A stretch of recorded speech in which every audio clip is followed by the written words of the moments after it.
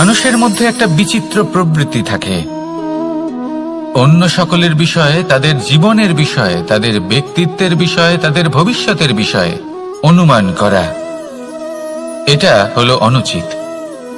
কারোর অতীতকালকে দেখে লোকে ভবিষ্যৎ বলে দিতে পারেন, বর্তমানকে দেখে ভবিষ্যতের বিষয়ে অনুমান করে ফেলেন। উদাহরণ দিতে হলে বলবো, কোনো দাসকে দেখুন, ওকে দেখে লোকে বলে যে ওর ভবিষ্যৎ সেটাই হতে পারে, অনুমান করে ফেলেন। আর এই রাজাকে দেখুন, উনি তো কত সুখী হবেন, উনি তো জগতের সব থেকে অধিক সুখী মানুষ, কত সুখ সুবিধা আছে ওনার কাছে, ধারণা করে ফেলেন। তবে সত্য তো এটাই যে কারোর ব্যক্তিত্বের বিষয়ে, তাদের ভবিষ্যতের বিষয়ে আপনি পূর্ণ সত্য কখনোই বলতে পারবেন না, শুধু অনুমান করতে পারবেন। আর এই অনুমান করে সত্যি কোনো লাভ হয় না, কারণ এই কাল সেটা হলো অত্যন্ত শক্তিশালী। কালো থেকে কালোতর কয়লাকেও হীরেতে পরিণত করতে পারে, অনেক বড় বড় রাজাকেও বিদূষক বানিয়ে ফেলতে পারে এক মুহূর্তেই। তাহলে আপনি অনুমান করে কি লাভ? কি পেলেন অনুমান করে? সেই জন্য কারোর বিষয়ে কোনো অনুমান করবেন না, তার ভবিষ্যতের বিষয়ে অনুমান করতে যাবেন না, কারোর বিষয়ে কোনো ধারণা করে নেবেন না। কিছু করতে হলে ভালোবাসুন, সবার মধ্যে ভালোবাসা ছড়ান, সবার মধ্যে ধন্যাত্মক ভাব ছড়ান। এই মন প্রসন্ন হয়ে বলবে, রাধা রাধা।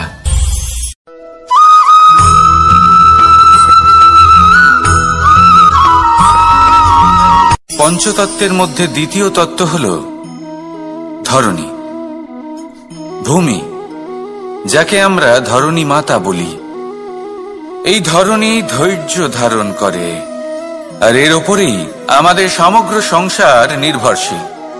কারণ এই ভূমি সহ্য ক্ষমতা রাখে, এর সহ্য ক্ষমতা হল অপরিসীম। সন্তান যতই আঘাত প্রদান করুক না কেন, প্রেম পূর্বক সহ্য করে, আর তার বদলে অমূল্য রত্ন প্রদান করে। সন্তান যদি হাল চালায়, তাহলে তার বদলে তাকে অন্ন প্রদান করে। এটাই হলো ধরণী। এবার এর থেকে আমরা কি শিক্ষা পেতে পারি? এটাই যে কারোর জন্য কিছু করা বা কাউকে কিছু দেওয়া মনে কোনো কামনা ছাড়াই। আর এই কথাটা বুঝে যান, যদি কারোর জন্য কামনা না রেখে বা কোনো পাওয়ার আশা না রেখে কারোর জন্য কিছু করেন বা কারোকে কিছু দেন, যদি এটা আপনি শিখতে পারেন, তবে আপনি ভালোবাসতে শিখে গেছেন। আর সেই জন্যই এই ধরিত্রীকে মাতা বলা হয়। কারণ মাতা শুধু উনি নন যিনি গর্ভে সন্তানকে ধারণ করেন, মাতা তো উনিও যিনি জীবন বাঁচতে শেখান, যিনি জীবন বাঁচার উদাহরণ প্রদান করেন। তাহলে ধরণীর থেকে এই নিঃস্বার্থ ভাব শিখুন, নিঃস্বার্থ ভালোবাসা শিখুন, আর এই ভালোবাসার সাথেই বলুন, রাধা রাধা।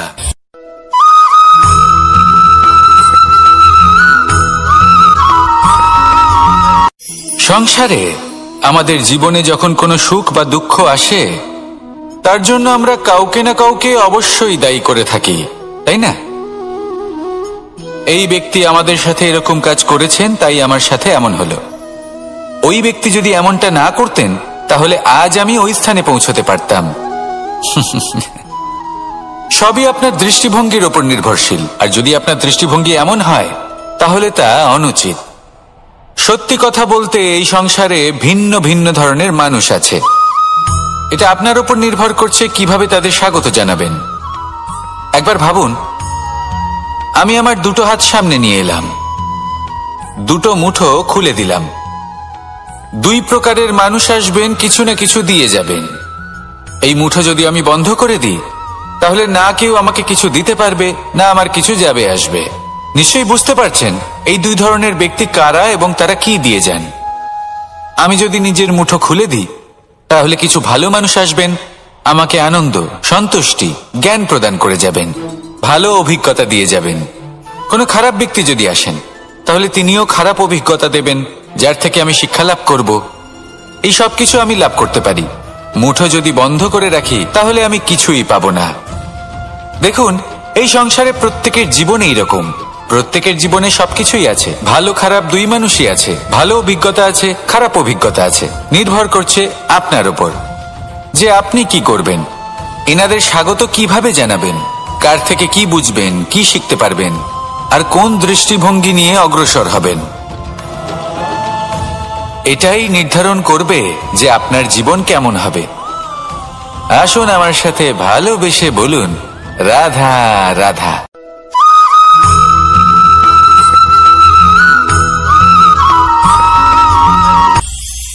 এটা হলো ধান গাছ। এর থেকে যে চাল উৎপন্ন হয় তা মানুষ গ্রহণ করেন। আর এটা কি? এ হলো জংলি ঘাস। একবার ভেবে দেখুন, যদি এই জংলি ঘাস ধান গাছের আশেপাশে থাকে তাহলে কি হবে? ধান উৎপন্ন হতে পারবে? তা উৎকৃষ্ট হতে পারবে? আমরা কি তা গ্রহণ করতে পারবো? কখনোই নয়। এই জংলি ঘাস ধানকে নষ্ট করে দেবে, কিন্তু নিজে জীবিত থাকবে। এটাই হলো আজকের শিক্ষা। এই সংসারে যদি আপনি নীতির পথে চলতে চান, উচিত কর্ম করতে চান, সংসারকে সেবা করতে চান, তাহলে জংলি ঘাসের মতো ব্যক্তিদের থেকে সবসময় দূরে থাকতে হবে। সেই ব্যক্তি যারা দুর্নীতি এবং মিথ্যা দ্বারা পরিপূর্ণ, যাদের ব্যবহার অশুভ, যাদের অনেক অশুভ গুণ রয়েছে, তারা সঠিক নয়। সেই সকল ব্যক্তি যাদের চরিত্র অত্যন্ত দুষ্ট হয়, তারা হয় শুভ চরিত্রের ব্যক্তিকে একদম নষ্ট করে দেয়, নয় নিজের মতো বানিয়ে তোলে। তাই যদি আপনি নীতির পথে চলতে চান, এই সংসারের জন্য শুভ কর্ম করতে চান, তাহলে সেই সঙ্গ লাভ করুন যে সঙ্গ জ্ঞানে পরিপূর্ণ, যাদের মধ্যে অনেক গুণ আছে, যাদের থেকে প্রতিদিন কিছু শিখতে পারবেন। এমন ব্যক্তির সাথে জীবন অতিবাহিত করুন। দুরাচারীদের থেকে দূরে থাকুন। তবেই এই মন প্রসন্ন হয়ে বলবে, রাধা রাধা।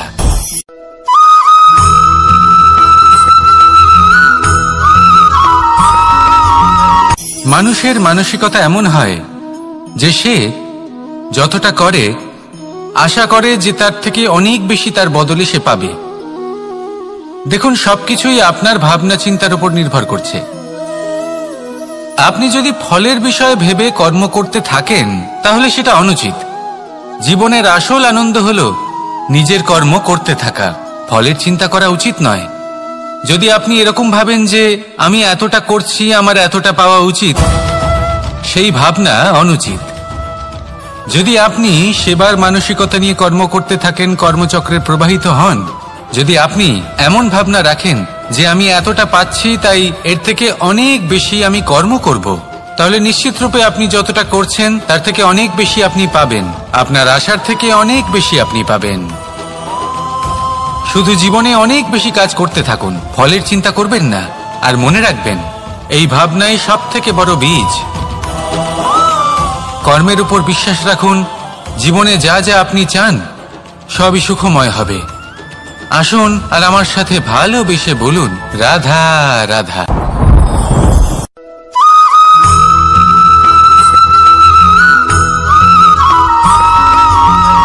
আপনি কখনো কোনো বাজকে নিজের বাসা বানাতে দেখেছেন? এই বাজ যখনই কোনো বাসা বানায় তখন উঁচু গাছের ডালে বা কোনো পর্বতের শিখরে বাসা বানায়, অনেক উচ্চতায়। আর সেখানে তার সন্তানও জন্মগ্রহণ করে। যখন এই সন্তানেরা জন্মায় তখন এই বাজ খুবই ভালোবেসে এবং খুব সাবধানে এদের পালন পোষণ করে। নিজের ঠোঁট দিয়ে তাদের ঠোঁটে খাবার পরিবেশন করে। কিন্তু যেই সেই সন্তানেরা হৃষ্টপুষ্ট হয়ে যায় এবং সেই কথা বাজ নিজে বুঝতে পেরে যায়, সেই বাজ নিজেই সেই বাসা ছিন্ন ভিন্ন করে দেয়। সেই সন্তান যাদের সবেমাত্র ডানা গজিয়েছে, কিভাবে উঠতে হয় তারা জানে না, সেই সন্তানগুলিকে উচ্চতা থেকে ঠেলে দেয়। সেই সন্তান প্রথমে ভয়ভীত হয়ে যায়। তারা সামনে মৃত্যুকে দেখতে পেয়ে ভয়ের কারণে তাদের ডানা ঝাপটাতে থাকে। আর সেই প্রক্রিয়াতেই সেই সন্তানগুলি উড়তে শুরু করে দেয়। এবার এই ঘটনায় আমরা কি শিক্ষা পেতে পারি? এটাই যদি আপনি মাতা পিতা হন তাহলে নিজের সন্তানকে অবশ্যই স্নেহ করুন, কিন্তু তাদেরকে নিজের আঁচলের তলায় বেঁধে রাখবেন না। যদি আপনি চান আপনার সন্তান জীবনে উন্নতি করুক, তাহলে নিজের মুঠো থেকে তাদের স্বতন্ত্র করে দিন। এই সংসারে সংঘর্ষ করতে দিন। সেই সন্তান নিজেই বুঝতে পারবে যে জন্মের সময় পাওয়া ডানা কি করে ব্যবহার করতে হয়। আর আপনার চোখের সামনে আপনার সন্তান এই আকাশে উড়তে থাকবে। তাহলে আসুন আমার সাথে ভালোবেসে বলুন, রাধা রাধা।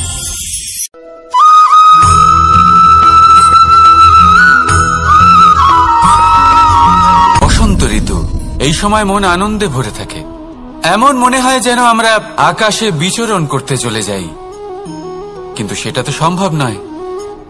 সেই জন্য হয়তো আমরা ঘুড়ি ওড়াই, এই ঘুড়িকে নিজেদের প্রতিরূপ মনে করে। এবার অনেক মানুষ আছেন যারা ঘুড়ি ওড়ান, কিন্তু এই কর্মের সারমর্ম কি সেটা কজন বুঝতে পারেন?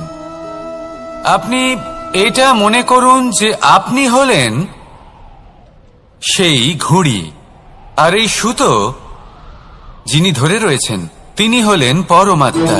আর এই সুতো যেখান থেকে শুরু হয় সেই লাটাই হল আমাদের কর্মচক্র।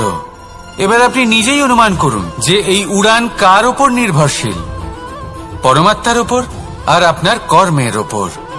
যদি পরমাত্মা আপনার হাত ধরে থাকেন, আপনার সাথে থাকেন, যদি আপনি শুভ কর্ম করতে থাকেন, আপনি এই আকাশে উড়তে থাকবেন। কিন্তু কোথাও যদি পরমাত্মার সাথে এই বন্ধন ছিন্ন হয়, আপনার কর্মচক্র খারাপ হয়ে যায় বা থেমে যায়, তাহলে আপনার এই ঘুড়ি কেটে যাবে আর দূরে কোনো গাছের ডালে গিয়ে আটকে যাবে।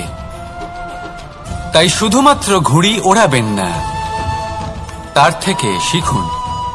পরমাত্মার সাহচর্যে থাকুন, সবসময় শুভ কর্ম করতে থাকুন আর সবসময় এই আকাশে উড়তে থাকুন।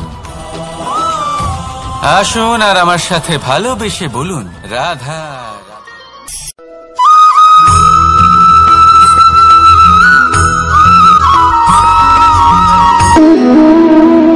সম্পর্ক হলো আমাদের জীবনের একটি আধার। কিছু সম্পর্ক এমন যে আমরা জন্মসূত্রে লাভ করি, যেমন পরিবার, মা বাবা। কিছু সম্পর্ক আছে যে আমরা জীবনে অর্জন করে থাকি, তা সে প্রেমের হোক, স্নেহের হোক বা বন্ধুত্বের। এই সকল সম্পর্ক লাভ করার বা গড়ে তোলার 5টি ধাপ রয়েছে। প্রথম ধাপ, কোনো ব্যক্তির সাথে আলাপ হওয়া, তার সাথে কথা বলা বা তাকে দেখা।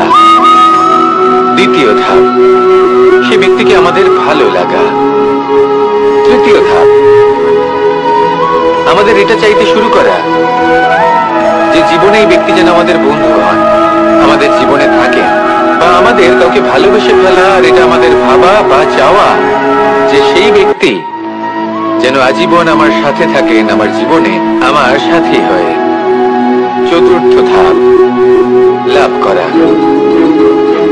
এবার এই ধাপটি অনেক মানুষের পক্ষেই খুবই সরল হয়, বড়ই সরল ভাবে নিজেদের সঙ্গীকে লাভ করে থাকেন। কিছু মানুষের জন্য এই ধাপ অত্যন্ত কঠিন হয়ে থাকে।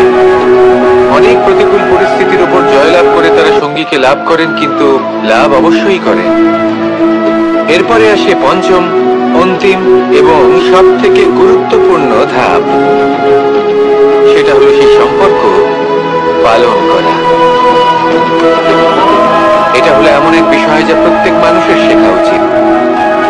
যদি ব্যক্তি নিজের জীবনে সম্পর্ক রক্ষা করতে শিখে যান, তবে প্রত্যেক সম্পর্ক তার জীবনকে স্বর্গ করে তুলবে। আসুন আর আমার সাথে ভালোবেসে বলুন, রাধা রাধা।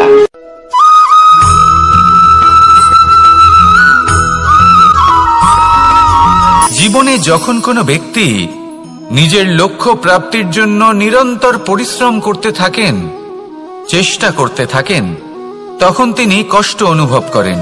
কখনো শারীরিক কষ্ট, কখনো মানসিক কষ্ট। এবার উনি এটা ভাবতে থাকেন যে আমি কি উচিত করছি নাকি অনুচিত করছি। কারণ অন্যদিকে এমন একজন ব্যক্তিও আছেন যিনি একদমই পরিশ্রম চেষ্টা করছেন না। তিনি মদিরা পান করেন, বিলাসিতায় জীবন কাটান, অলস প্রকৃতির হয়ে ওঠেন, নিদ্রাতে বিলীন হয়ে থাকেন আর ভাবেন যে তিনি সুখ লাভ করছেন। কিন্তু এরকম কেন হয়? কারণ যখন আমরা সৎ পথে থাকি, উচিত পথে চলি, লক্ষ্য প্রাপ্ত করার জন্য চেষ্টা করতে থাকি, তখন আমাদের ভেতরে থাকা নেতিবাচক শক্তি এবং পাপ এই দেহকে ত্যাগ করে দেয়। আর এই অনুভূতিটাই আমাদের দুঃখের অনুভূতি দেয়, কষ্ট দেয়। এবার সেখানে যদি আমরা কুপথে চলি, অনুচিত পথে চলতে থাকি, তাহলে আমাদের ভেতরে থাকা পুণ্য এবং ধনাত্মক শক্তি আমাদের দেহ ত্যাগ করে দেয়। আর এই অনুভূতির কারণেই আমরা সুখ অনুভব করি। কিন্তু কখনো ভাববেন যে এই সুখ বেশি সময় পর্যন্ত থাকে না। সেই জন্য সবসময় মনে রাখবেন, যদি আপনি জানেন যে এটাই আপনার লক্ষ্য, এটাই উচিত পথ, শুভ পথ, তাতে নিরন্তরভাবে এগিয়ে যেতে চেষ্টা করতে থাকুন। এই কষ্ট আপনাকে সুখের পরাকাষ্ঠায় কখন পৌঁছে দেবে তা আপনি জানতেই পারবেন না। আসুন আমার সাথে ভালোবেসে বলুন, রাধা রাধা।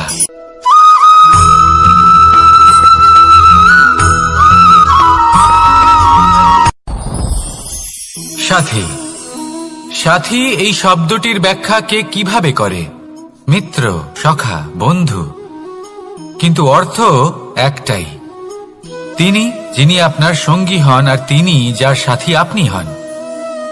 এবার সব থেকে বড় প্রশ্ন হলো এটাই যে তিনি কে হতে পারেন যাকে আপনি আপনার সাথী বলে মেনে নিতে পারেন, নিজের সখা, নিজের মিত্র, নিজের বন্ধু মেনে নিতে পারেন। আপনার সাথী হলেন তিনি যিনি দুঃখের সময় আপনার পাশে থাকবেন, আপনার হাত ধরে থাকবেন। আপনার সাথী হলেন তিনি যার হাত আপনি নিজের সুখের দিনে ধরে থাকবেন। সেই সাথীরই হাত ধরুন যিনি দুঃখে সবসময় আপনাকে সাহায্য করার জন্য তৎপর হয়ে থাকেন, আপনার পাশে থাকেন, আর যাকে সুখের দিনে আপনি আপনার সাথে রাখতে পারেন। আর যখন আপনার সাথে আপনার এই সাথী থাকবে, তখন আপনি এটা বুঝবেন যে যখন জীবনে দুঃখ আসে, তখন এই দুঃখ কমে যায়, সবার মধ্যে ভাগ হয়ে যায়। আর যদি তখন সুখ আসে, তাহলে সেটা সবার উপস্থিতিতে আরো বেড়ে যায়। এটাই হলো প্রেম, এটাই হলো ভালোবাসা, এটাই হলো সঙ্গ। যেমন সম্পর্ক আমার আর রাধার মাঝে। তাহলে আসুন আর আমার সাথে ভালোবেসে বলুন, রাধা রাধা।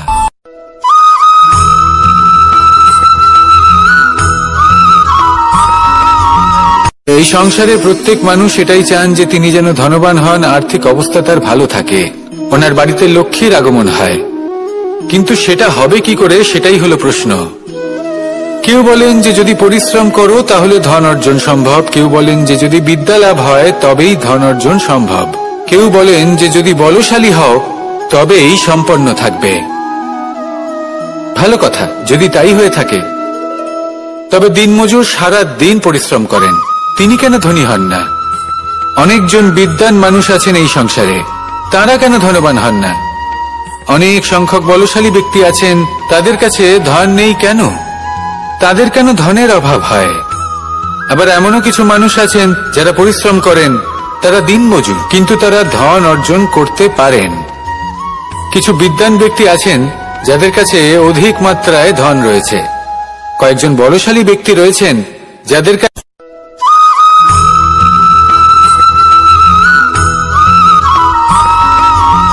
পঞ্চতত্ত্বের মধ্যে দ্বিতীয় তত্ত্ব হল ধরণী, ভূমি, যাকে আমরা ধরণী মাতা বলি। এই ধরণী ধৈর্য ধারণ করে, আর এর ওপরেই আমাদের সমগ্র সংসার নির্ভরশীল। কারণ এই ভূমি সহ্য ক্ষমতা রাখে, এর সহ্য ক্ষমতা হল অপরিসীম। সন্তান যতই আঘাত প্রদান করুক না কেন, প্রেম পূর্বক সহ্য করে, আর তার বদলে অমূল্য রত্ন প্রদান করে।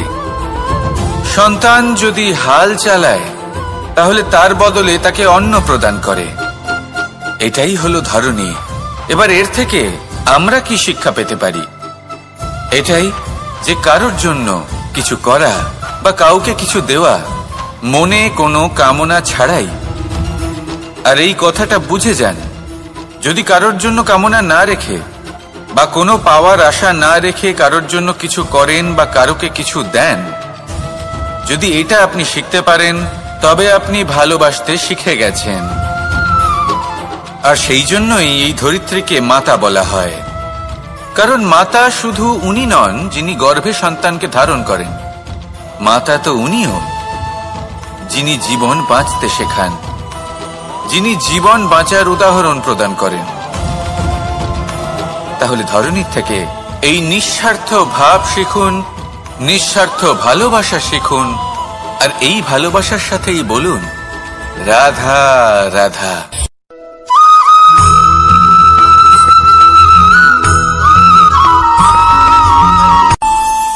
আমাদের মনে যখন কোনো প্রশ্ন ওঠে, কোনো দ্বন্দ্ব জাগে, তখন আমরা যাই আমাদের গুরুর কাছে, আমাদের আরাধ্যের কাছে গিয়ে জিজ্ঞেস করি।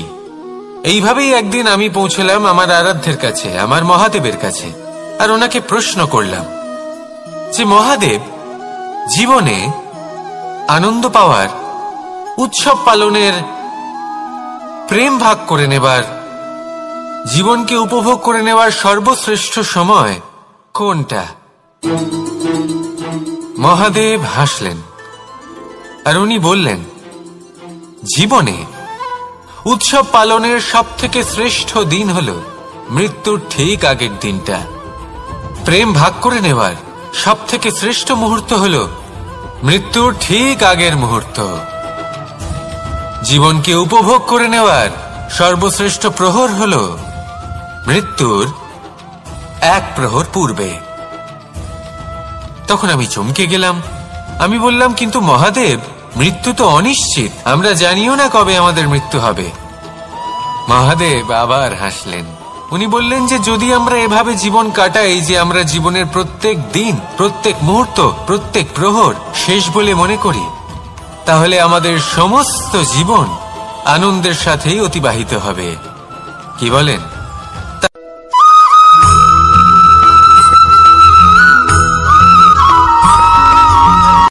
সংসারে আমাদের জীবনে যখন কোনো সুখ বা দুঃখ আসে, তার জন্য আমরা কাউকে না কাউকে অবশ্যই দায়ী করে থাকি, তাই না?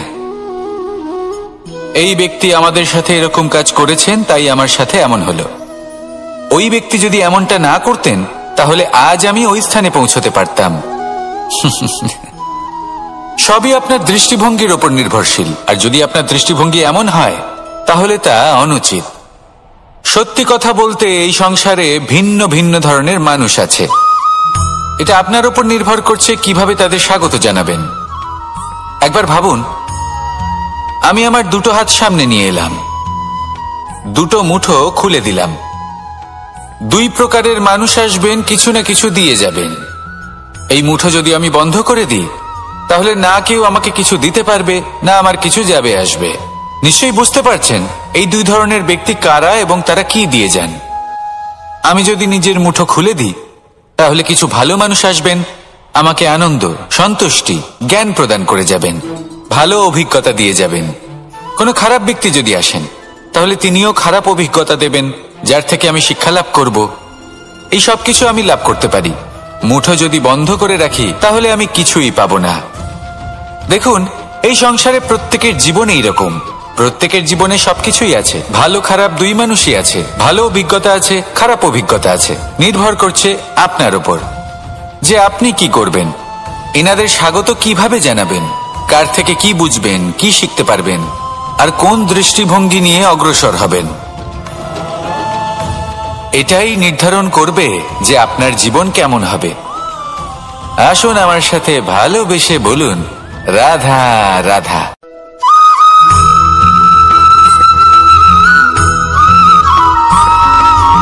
জীবনে অগ্রসর হওয়ার জন্য আমাদের কাকে প্রয়োজন হয়? মাতা পিতা, বন্ধু, প্রেম, সাহায্য, অর্থ, পরিশ্রম, আশা। ভিন্ন ভিন্ন মানুষ ভিন্ন ভিন্ন বিকল্প চয়ন করে। যদি আমি আপনাকে বলি, তাহলে জয় আর পরাজয়ের মন্ত্র দুটো শব্দের উপর নির্ভর করে, মেনে নেওয়া আর দৃঢ় হওয়া। যদি মেনে নেন, তাহলে হেরে যাবেন। যদি দৃঢ় হন, তাহলে নিশ্চিত রূপে জয়ী হবেন। যদি কখনো আপনি ক্লান্ত হয়ে ওঠেন, আপনি দুঃখী হন, পুরোপুরি ভেঙে পড়েছেন, তখন মেনে নেবেন না যে আপনি ভেঙে পড়েছেন, নয়তো হেরে যাবেন। তখন উল্টে স্থির করবেন যে যাই হয়ে যাক না কেন, আমি জয়ী হবই। আর আপনি দেখবেন যে জয় নিশ্চিত রূপে আপনার কাছেই আসবে। তাহলে এই কথা মনে রাখবেন আর আমার সাথে ভালোবেসে বলবেন, রাধা রাধা।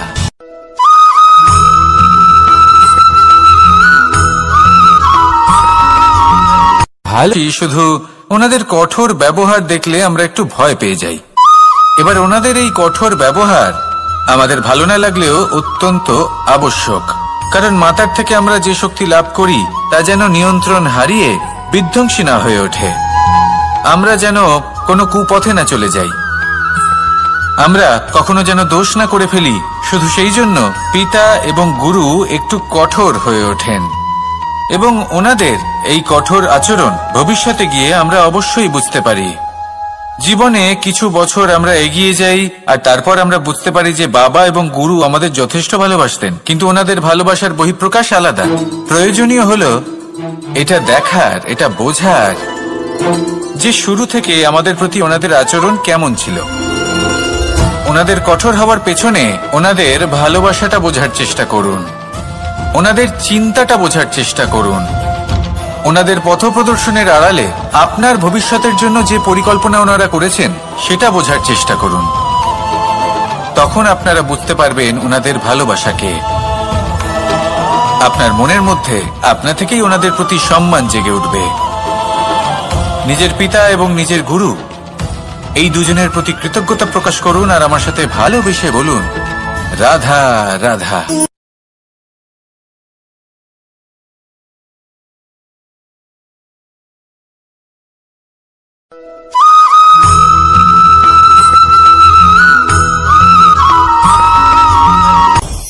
আপনি কখনো পর্বতের শিখরে উঠেছেন? আপনি দেখতে পাবেন পর্বতের পদতলে প্রচুর সুন্দর ফুল রয়েছে, সবুজ বনানী রয়েছে। যত আপনি ওপরে উঠতে থাকবেন তত ফুল কমতে থাকবে, সবুজ বনানী কমতে থাকবে।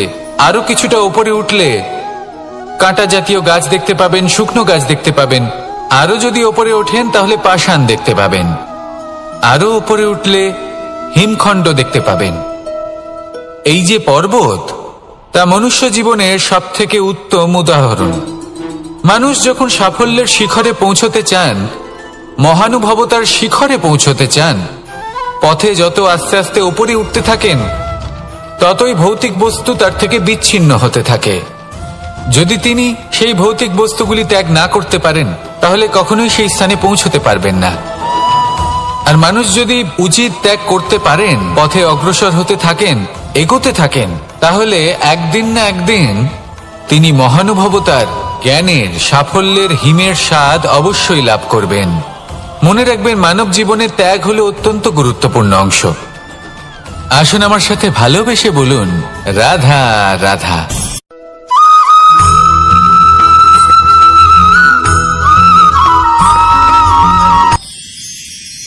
মানুষ তার জীবনে দুই ধরনের পরিস্থিতিকে খুব ভয় পায়।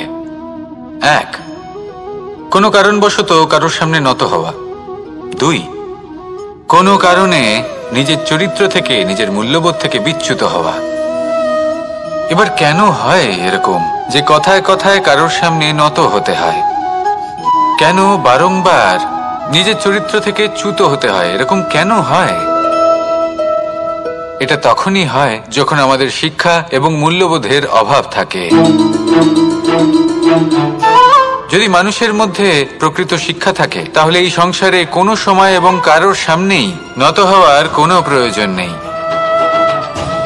যদি মানুষের মধ্যে মূল্যবোধ থাকে তাহলে তাকে নিজের মূল্যবোধ বা চরিত্র থেকে বিচ্যুত হতে হয় না, তা সে যাই হয়ে যাক না কেন। কোনো বালককে যদি জন্ম থেকেই সুশিক্ষার অধিকারী করা হয়, শিক্ষিত করা হয়, মূল্যবোধের অধিকারী করা হয়, তবে সে এই সংসারে এমন কর্ম করবে যাতে সে নিজেকে, নিজের পরিবারকে, সমগ্র সমাজকে গর্বিত করতে পারে।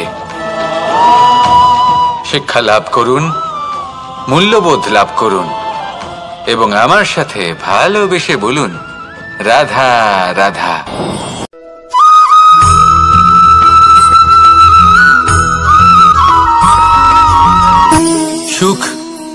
দুঃখ এবং শক্তি। এই তিন হলো এই সংসারের ত্রিদেবের মতো। আমাদের জীবনে যা কিছু ঘটছে এই তিনটির ভিত্তির উপরেই হচ্ছে। আসলে এই সংসারের একটা নিয়ম আছে, যখনই আপনি কিছু লাভ করেন এই সংসার আপনার পরীক্ষা নেয়। এটা জানার জন্য আপনার পরীক্ষা নেয় যে আপনি যা কিছুই লাভ করেছেন আপনি কি আদৌ সেটার যোগ্য কিনা। ঠিক সেইভাবেই এই সুখ, দুঃখ এবং শক্তি আপনার পরীক্ষা নিয়ে থাকে। যখন সুখ আসে তখন সে আপনার পরীক্ষা নেয় যে আপনার মধ্যে অহংবোধ জাগ্রত হয়নি তো। যদি অহংবোধ চলে আসে তাহলে সুখ সেখানেই সঙ্গ ত্যাগ করে। দুঃখ আপনার ধৈর্যের পরীক্ষা নিতে থাকে, আর যদি আপনার মধ্যে ধৈর্য না থাকে তাহলে এটা আপনাকে আরো বেশি দুঃখের গভীর অন্ধকারে ঠেলে দেবে। সেখানে শক্তি পরীক্ষা নেয় আপনার বিনম্রতার। যদি আপনি বিনম্র না হন তাহলে হয় এই শক্তি আপনার সঙ্গ ত্যাগ করবে, নয় এই শক্তি বিনম্রতার অভাবে আপনার পতনের কারণ হতে পারে। এই সংসারে যে কোনো ব্যক্তি যিনি এই পরীক্ষায় উত্তীর্ণ হয়ে থাকেন এই জীবনে তিনি সাফল্য লাভ করেন।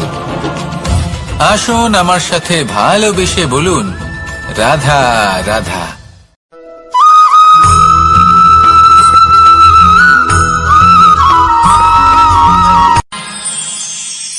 আমরা সবাই সূর্যকে সম্মান কেন করি? কারণ আমরা জানি যে সন্ধেবেলা যখন সূর্যাস্ত হবে তখন শুধুমাত্র অন্ধকার বাকি থাকবে। ঠিক কিছুটা এরকমই হয় আমাদের মাতা পিতাও, যিনি আমাদের জন্ম দেন, আমাদের ভরণ পোষণ করেন, আমাদের বড় করেন, আমাদের প্রেম প্রদান করেন। কখনো কখনো তাদের মুখ থেকে কটু কথা নিঃসৃত হয়, আমাদের দুঃখ হয়, কিন্তু তখন আমাদের এটা বোঝা উচিত এগুলি নিঃসৃত হচ্ছে আমাদেরই মঙ্গলের জন্য।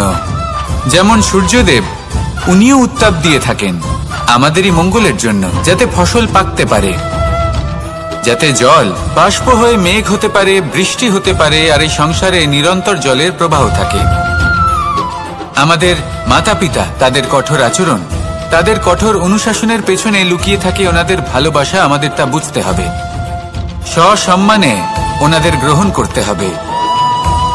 কারণ ঠিক সূর্যাস্তের পরে যেমন চতুর্দিক অন্ধকারচ্ছন্ন হয়ে যায়, তেমনি আমাদের জীবন থেকে যখন আমাদের মাতা পিতা চলে যায় তখন আমাদের জীবনেও শুধু এবং শুধুমাত্র অন্ধকারই ছেয়ে থাকে। সেই জন্য নিজের মাতা পিতাকে সম্মান করুন, ওনাদের ভালোবাসা প্রদান করুন।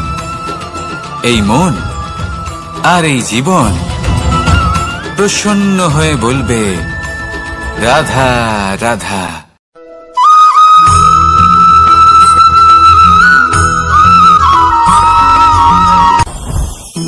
জীবনে কিছু শেখা অত্যন্ত গুরুত্বপূর্ণ। এবার কি কি শিখতে হবে সেই সব শেখানোর জন্য অনেক শিক্ষক রয়েছেন, কিন্তু কি শিখবেন না আর কি করবেন না এটা আমাদের নিজের অভিজ্ঞতা দিয়ে শিখতে হয়। কিন্তু তার মানে এটা নয় যে যদি আপনাকে শিখতে হয় যে আগুনের তাপ কতটা, আপনাকে আগুনের মধ্যে হাত দিতে হবে। না, অন্য কারোর অভিজ্ঞতা দ্বারাও শিখতে পারেন। প্রশ্ন শুধুমাত্র একটাই যে আপনি কি শিখতে চান নাকি চান না। যদি আপনি এটাই ভাবেন যে আমি শুধুই নিজের অভিজ্ঞতা দ্বারাই শিখতে চাই, তাহলে জীবনকাল ছোট মনে হবে, অনেক কিছুই শিখতে পারবেন না। তাই নিজের সাথে সাথে বড়দের অভিজ্ঞতা দ্বারাও শেখা শুরু করে দিন। এই সংসারের অভিজ্ঞতা দ্বারা শিখতে শুরু করে দিন। আর এটা নিশ্চিত রূপে শেখা আবশ্যক যে কখন কি করবেন না, কোথায় থামতে হবে আর কোথায় থামবেন না। তাহলে আসুন আর আমার সাথে ভালোবেসে বলুন, রাধা রাধা।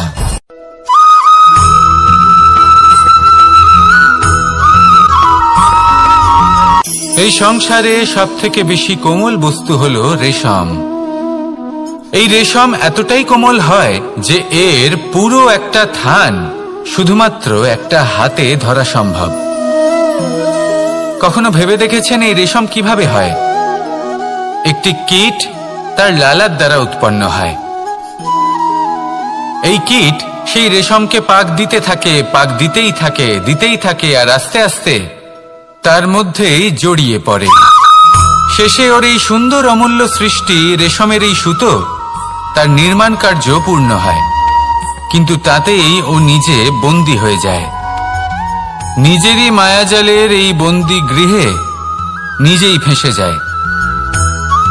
এবার এই সুতোকে ব্যবহারযোগ্য করে তোলার জন্য এই কীটগুলিকে এই কবচের সাথেই ফুটন্ত জলে ফেলে দেওয়া হয়। এই সংসারে যদি আমাদের স্বপ্ন এই সংসারের দুঃখ হরণ করার জন্য, এই সংসারে সুখ বিতরণ করার জন্য হয়, তবেই আমাদের প্রগতি সম্ভব।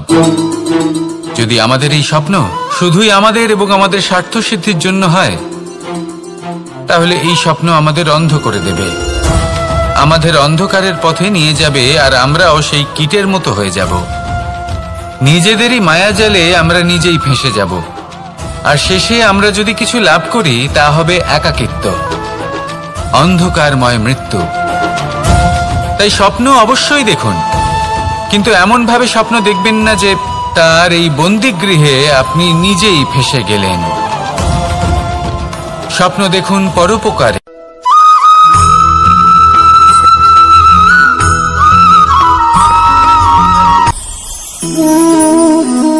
শক্তি এক অত্যন্ত বিচিত্র বস্তু, বা বলতে পারেন অনুভূতি। পিতা সবসময় চান যেন তিনি তার শক্তি পুত্রকে। আসুন আপনাকে সহজে বোঝাই। যদি আপনি সুপাত্র হন আর আপনাকে শক্তি দেওয়া হয়, তাহলে আপনি সেই শক্তির গুরুত্ব বুঝবেন, কোথায় সেই শক্তি প্রয়োগ করা উচিত সেটা বুঝবেন। আর এটা যেহেতু অর্জন করা শক্তি হবে, সেই শক্তির অপব্যবহার হবে না। কিন্তু যদি এই আপনি কুপাত্র হন আর যদি আপনাকে এই শক্তি দেওয়া হয়, তাহলে কি হবে? দেখতে গেলে এই শক্তি আপনি দান হিসেবে পেয়েছেন, তাই না আপনি এই শক্তির গুরুত্ব বুঝবেন আর না এর প্রয়োগ আপনি জানবেন। তার অপব্যবহার হওয়া সুনিশ্চিত। তাই যদি আপনি কোনো শক্তি অর্জন করতে চান, তাহলে আগে তার যোগ্য হয়ে উঠুন, পুত্র নয় পাত্র হয়ে উঠুন। আর আমার সাথে ভালোবেসে বলুন, রাধা রাধা।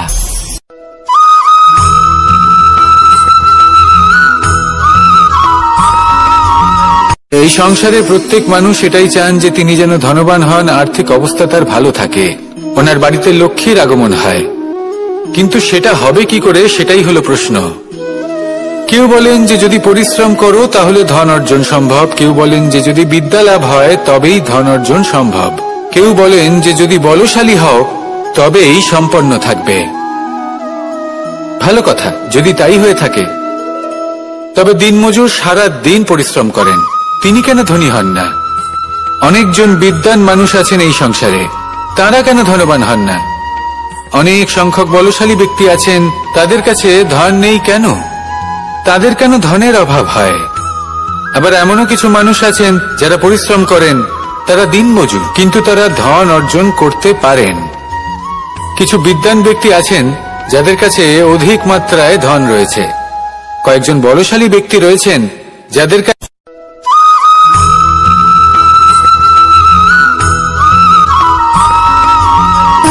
সুখ, দুঃখ এবং শক্তি, এই তিন হলো এই সংসারের ত্রিদেবের মতো। আমাদের জীবনে যা কিছু ঘটছে এই তিনটির ভিত্তির উপরেই হচ্ছে।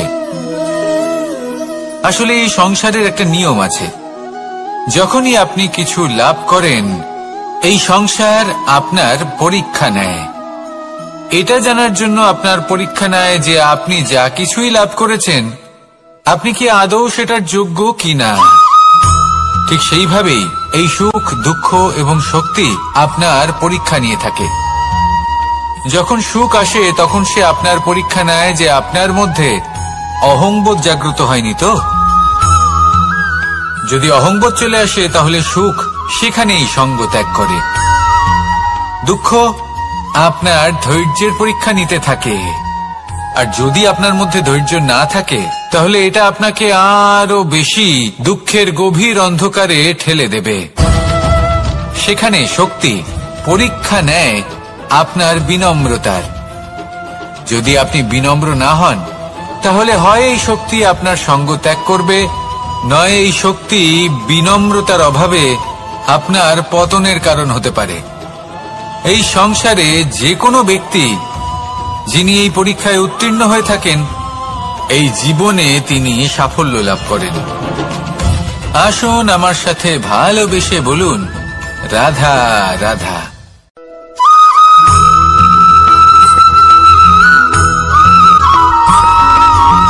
পঞ্চতত্ত্বের মধ্যে দ্বিতীয় তত্ত্ব হল ধরণী, ভূমি, যাকে আমরা ধরণী মাতা বলি।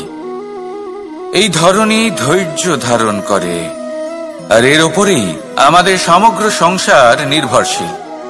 কারণ এই ভূমি সহ্য ক্ষমতা রাখে, এর সহ্য ক্ষমতা হল অপরিসীম।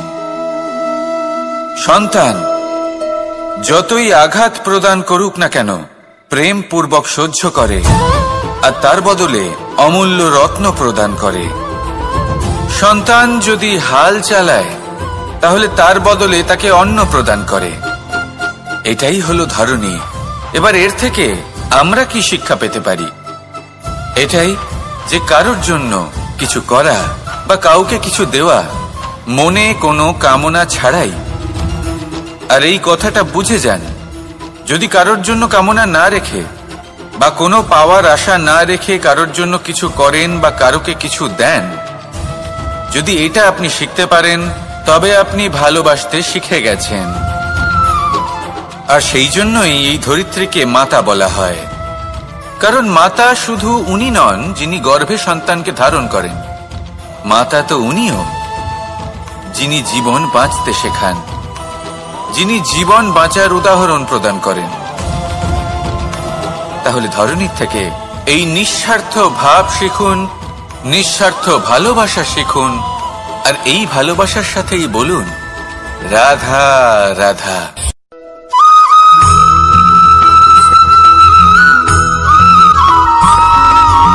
মানুষ জন্মগ্রহণ করে, তার সাথে ভয়েরও জন্ম হয়। ছোটবেলা থেকেই আমাদের মনে কোনো না কোনো প্রকারের ভয় থেকেই যায়। কেউ এই বিষয়ে ভয় পায় যে তার কোনো বস্তু তার থেকে দূরে চলে যাবে, কেউ এই বিষয়ে ভয় পায় যে আমি নিজেকে হারিয়ে ফেলব, কেউ এই ভেবে ভয় পায় যে আমার প্রিয়জনেরা তারা যেন আমার থেকে দূরে না চলে যায়, কেউ এই ভেবে ভয় পায় যে আমরা যেন পথ না হারিয়ে ফেলি, আদি ইত্যাদি। কিন্তু সত্যি কথা বলতে, ভেবে দেখুন এই ভয় বাস্তবে কি? শুধুই একটা মনস্থিতি, আর কিছুই নয়। যা কিছু আপনি জীবনে পেয়েছেন তা একদিন আপনাকে হারাতে হবে। এই জীবন হলো আপনারই, কিন্তু তাও একদিন সমাপ্ত হবে। তাই ভয় পেয়ে কি লাভ? এই ভয় শুধু আপনাকে জীবন যাপন করা থেকে বাধা দিচ্ছে, আর কিচ্ছু নয়। পথ হারিয়ে ফেললেই বুঝতে পারবেন যে নতুন পথ কিভাবে বানাতে হয়। কিছু মানুষকে জীবন থেকে হারালে তবেই আপনি বুঝবেন যে আপনার আপনজনকে। এই ভয়ের কারণে ভীত হয়ে থাকবেন না। এই তারা নক্ষত্র অন্ধকারের অভাবে গুরুত্ব হারায়। শিবকেও মহাদেব হবার জন্য বিষপান করতে হয়েছিল। প্রত্যেক পরিস্থিতি, প্রত্যেক সাফল্য আপনার পরীক্ষা নেবে, তাতে উত্তীর্ণ হওয়া হলো আপনার কর্ম। যখনই আপনি ভয় পাবেন বা সংকটের সম্মুখীন হবেন, তখন সাহসের সাথে তার সম্মুখীন হন।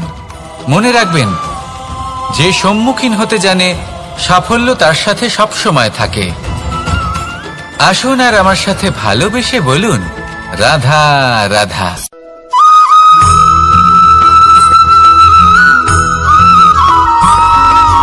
জীবনে অগ্রসর হওয়ার জন্য আমাদের কাকে প্রয়োজন হয়? মাতা পিতা, বন্ধু, প্রেম, সাহায্য, অর্থ, পরিশ্রম, আশা। ভিন্ন ভিন্ন মানুষ ভিন্ন ভিন্ন বিকল্প চয়ন করে। যদি আমি আপনাকে বলি, তাহলে জয় আর পরাজয়ের মন্ত্র দুটো শব্দের উপর নির্ভর করে, মেনে নেওয়া আর দৃঢ় হওয়া। যদি মেনে নেন তাহলে হেরে যাবেন, যদি দৃঢ় হন তাহলে নিশ্চিত রূপে জয়ী হবেন। যদি কখনো আপনি ক্লান্ত হয়ে ওঠেন, আপনি দুঃখী হন, পুরোপুরি ভেঙে পড়েছেন, তখন মেনে নেবেন না যে আপনি ভেঙে পড়েছেন, নয়তো হেরে যাবেন। তখন উল্টে স্থির করবেন যে যাই হয়ে যাক না কেন আমি জয়ী হবই। আর আপনি দেখবেন যে জয় নিশ্চিত রূপে আপনার কাছেই আসবে। তাহলে এই কথা মনে রাখবেন আর আমার সাথে ভালোবেসে বলবেন, রাধা রাধা।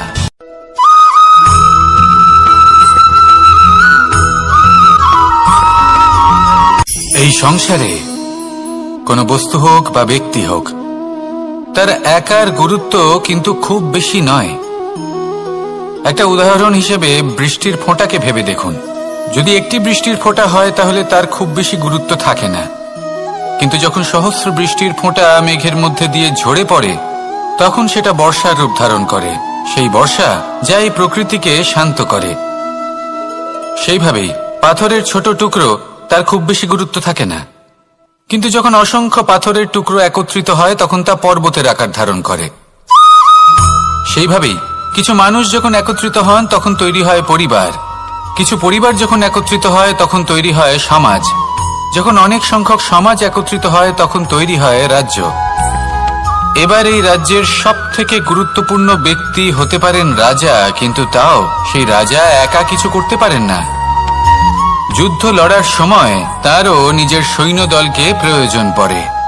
কিন্তু এই সংসারে এমন একজন ব্যক্তি আছেন যিনি একাই সব কাজ করতে থাকেন, এবং সেই ব্যক্তি হলেন মা।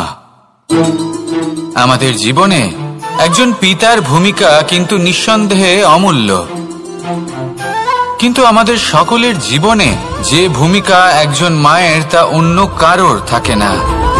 একজন মা একাই সন্তানকে বড় করতে পারেন, সংস্কারী করে তুলতে পারেন, তার জন্য পরিশ্রম করেন। আর এত কিছু কাজ করার পরেও তার কাজের জন্য তিনি প্রশংসা অবশ্য পান না।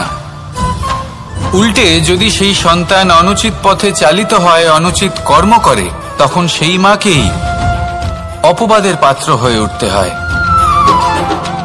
আমাদের জীবনে মায়ের যোগদান কতটা সেটা বুঝুন। আপনাকে বড় করে তোলার জন্য উনি কতটা পরিশ্রম করেছেন সেটা বুঝুন।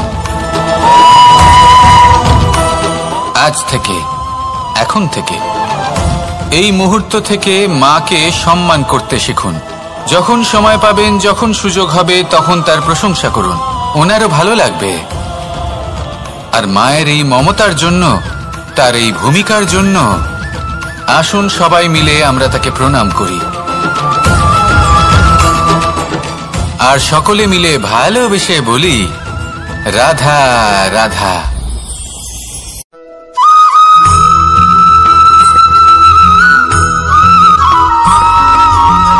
এই সংসারের সব থেকে গুরুত্বপূর্ণ তত্ত্ব কোনটা?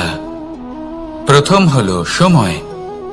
জন্ম থেকে মৃত্যু পর্যন্ত এই যে সময়, এটাই তো হলো জীবন। দ্বিতীয় হলো জীবন, যাতে আমরা সময়ের সদ্ব্যবহার করি, শ্রেষ্ঠ থেকে শ্রেষ্ঠতর কাজ করার চেষ্টা করি। বহু বছরের এই পরম্পরা, এই সংস্কৃতিকে এগিয়ে নিয়ে যাওয়ার চেষ্টা করি। এই সংসারে আমরা অংশগ্রহণ করতে চেষ্টা করি। তৃতীয় হলো ধন, সেই ধন যা প্রত্যেক ব্যক্তি অর্জন করতে চেষ্টা করেন। এবার এই তিনটি তত্ত্বের মধ্যে একটা সামঞ্জস্য আছে, সমান ব্যাপার আছে। সে ধনই হোক বা সময় হোক বা হোক জীবন। আর সেই সমান ব্যাপার হলো যে যদি আপনি এটা গণনা করতে থাকেন তাহলে তা কমতে থাকে, যদি আপনি এটা ব্যবহার করেন তাহলে তা বাড়তে থাকে। একে সংগঠিত করে রাখতে চেষ্টা করলে এ হাত থেকে ফসকে যায়, কিন্তু যদি আপনি একে সামলে রাখতে শিখে যান তাহলে এমন কাজ করবেন যাতে সংসারের সাথে সাথে পরবর্তী প্রজন্ম লাভবান হবে। যদি কিছু শিখতে চান তাহলে সামলাতে শিখুন, গণনা করা বা সংগঠিত করা নয়। আসুন আর আমার সাথে ভালোবেসে বলুন, রাধা রাধা।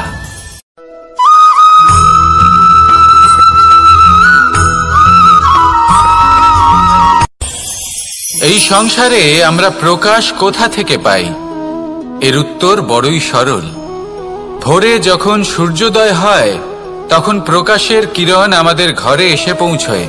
এইভাবেই আমরা প্রকাশ লাভ করি।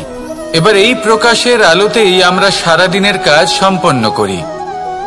সন্ধে হয়ে যায়, সূর্যাস্তও হয়ে যায়, আর আমাদের ঘর যাতে অন্ধকার না হয় তার জন্য আমরা একটা প্রদীপ প্রজ্বলিত করি। এটাই ঘটে আমাদের জীবনেও। এবার প্রবাহমান আয়ুর সাথে আমরা আমাদের অন্তরে যদি একটা প্রদীপ প্রজ্বলিত করে নিই, তাহলে বিষয়টাই অন্যরকম হবে। এবার আপনি বলবেন কোন প্রকাশের কথা বলছি যা আমাদের অন্তরে জাগ্রত করা সম্ভব? আমাদের আত্মার মাঝে প্রেমের প্রকাশ জাগ্রত করার কথা বলছি। কারণ আমাদের এই জীবন এও হলো দিনের আলোর মতো। আজ প্রকাশ আছে, কিন্তু কোনোদিন অবশ্যই অস্ত হবে। কিন্তু অস্ত হবার আগে যদি আমরা আমাদের আত্মার মাঝে প্রেমের এই প্রকাশ উজ্জ্বলিত করে নিই, তাহলে আমাদের সন্ধ্যাকালও আমরা আনন্দে এবং প্রেমে যাপন করব। তাহলে আসুন আর আমার সাথে ভালোবেসে বলুন, রাধা রাধা।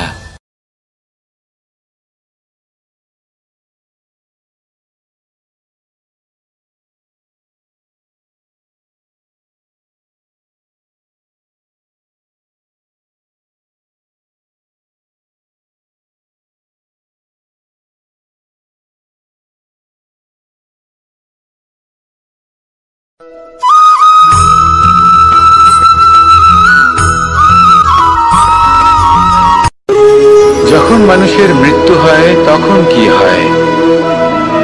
অনেক সংখ্যক মানুষ শোক পালন করতে চলে আসেন। যে ব্যক্তি মৃত্যু লাভ করেছেন তার অনেক বস্তু থাকে যেগুলো তার প্রিয়, যেগুলো তিনি ব্যবহার করেছেন।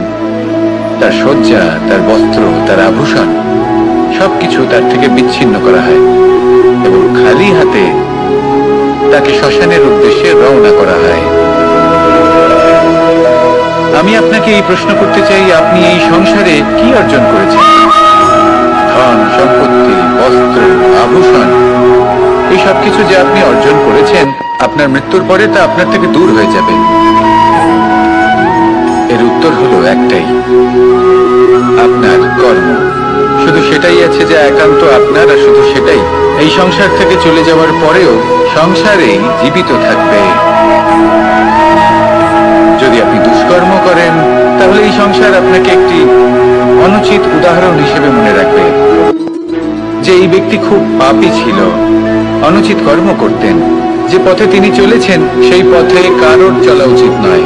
সেখানেই যদি আপনি সৎকর্ম করেন, তাহলে সংসার চিরকাল এটাই বলবে যে খুব ভালো মানুষ ছিলেন, সবাইকে ভালোবাসতেন, সবাইকে সাহায্য করতেন, আমার খুব প্রিয় মানুষ ছিলেন। এটাই হলো শ্রেষ্ঠ কর্ম। সেই জন্য জীবনে শুধুমাত্র ধন সম্পত্তি, আভূষণ এই সব অর্জন করতে গিয়ে নিজের মনোনিবেশ করবেন না। শ্রেষ্ঠ কর্ম করুন। সংসার থেকে চলে যাওয়ার পরেও এই কর্মই এই সংসারে আপনাকে জীবিত রাখবে। আসুন আমার সাথে ভালোবেসে বলুন, রাধা রাধা।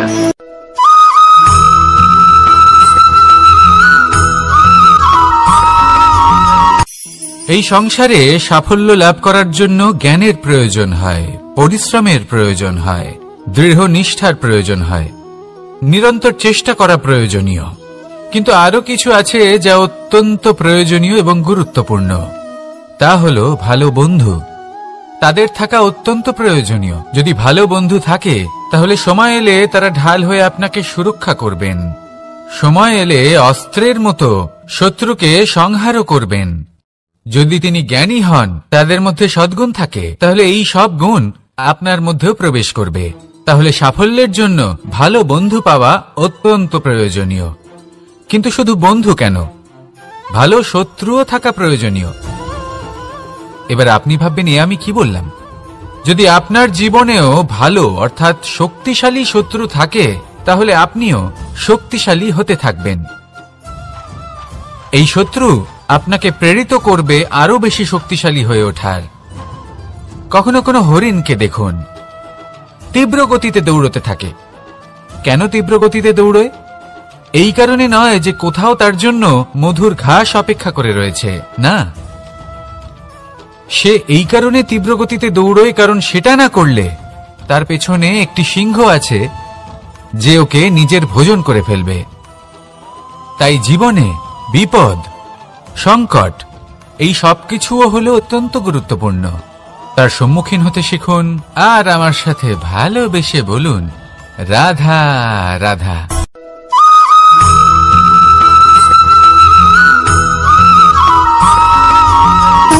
সুখ, দুঃখ এবং শক্তি, এই তিন হলো এই সংসারের ত্রিদেবের মতো। আমাদের জীবনে যা কিছু ঘটছে এই তিনটির ভিত্তির উপরেই হচ্ছে। আসলে এই সংসারের একটা নিয়ম আছে, যখনই আপনি কিছু লাভ করেন এই সংসার আপনার পরীক্ষা নেয়। এটা জানার জন্য আপনার পরীক্ষা নেয় যে আপনি যা কিছুই লাভ করেছেন আপনি কি আদৌ সেটার যোগ্য কিনা। ঠিক সেইভাবেই এই সুখ, দুঃখ এবং শক্তি আপনার পরীক্ষা নিয়ে থাকে। যখন সুখ আসে তখন সে আপনার পরীক্ষা নেয় যে আপনার মধ্যে অহংবোধ জাগ্রত হয়নি তো। যদি অহংবোধ চলে আসে তাহলে সুখ সেখানেই সঙ্গ ত্যাগ করে। দুঃখ আপনার ধৈর্যের পরীক্ষা নিতে থাকে, আর যদি আপনার মধ্যে ধৈর্য না থাকে তাহলে এটা আপনাকে আরো বেশি দুঃখের গভীর অন্ধকারে ঠেলে দেবে। সেখানে শক্তি পরীক্ষা নেয় আপনার বিনম্রতার। যদি আপনি বিনম্র না হন তাহলে হয় এই শক্তি আপনার সঙ্গ ত্যাগ করবে, নয় এই শক্তি বিনম্রতার অভাবে আপনার পতনের কারণ হতে পারে। এই সংসারে যে কোনো ব্যক্তি যিনি এই পরীক্ষায় উত্তীর্ণ হয়ে থাকেন এই জীবনে তিনি সাফল্য লাভ করেন। আসুন আমার সাথে ভালোবেসে বলুন, রাধা রাধা।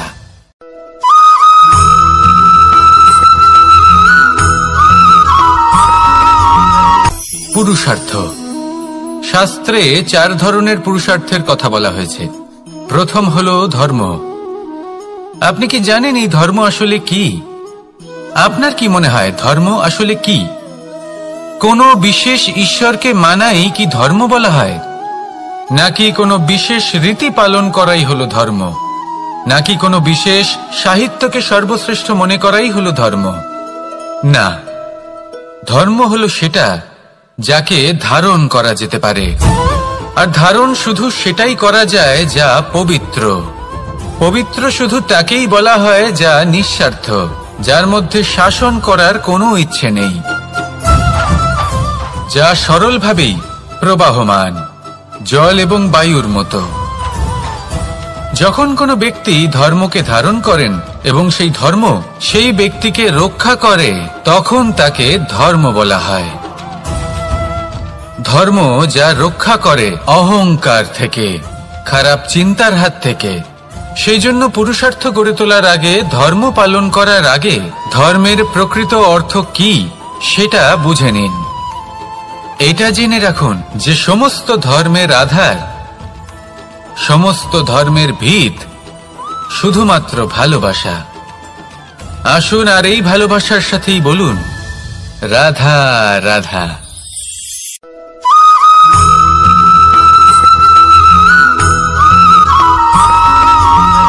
এই সংসারে সবথেকে বেশি কোমল বস্তু হলো রেশম। এই রেশম এতটাই কোমল হয় যে এর পুরো একটা থান শুধুমাত্র একটা হাতে ধরা সম্ভব। কখনো ভেবে দেখেছেন এই রেশম কিভাবে হয়? একটি কীট তার লালার দ্বারা উৎপন্ন হয়। এই কীট সেই রেশমকে পাক দিতে থাকে, পাক দিতেই থাকে, দিতেই থাকে, আর আস্তে আস্তে তার মধ্যেই জড়িয়ে পড়ে। শেষে ওর এই সুন্দর অমূল্য সৃষ্টি রেশমের এই সুতো তার নির্মাণ কার্য পূর্ণ হয়, কিন্তু তাতেই ও নিজে বন্দী হয়ে যায়। নিজেরই মায়াজালের এই বন্দী গৃহে নিজেই ফেঁসে যায়। এবার এই সুতোকে ব্যবহারযোগ্য করে তোলার জন্য এই কীটগুলিকে এই কবচের সাথেই ফুটন্ত জলে ফেলে দেওয়া হয়। এই সংসারে যদি আমাদের স্বপ্ন এই সংসারের দুঃখ হরণ করার জন্য, এই সংসারে সুখ বিতরণ করার জন্য হয়, তবেই আমাদের প্রগতি সম্ভব। যদি আমাদের এই স্বপ্ন শুধুই আমাদের এবং আমাদের স্বার্থ সিদ্ধির জন্য হয়, তাহলে এই স্বপ্ন আমাদের অন্ধ করে দেবে।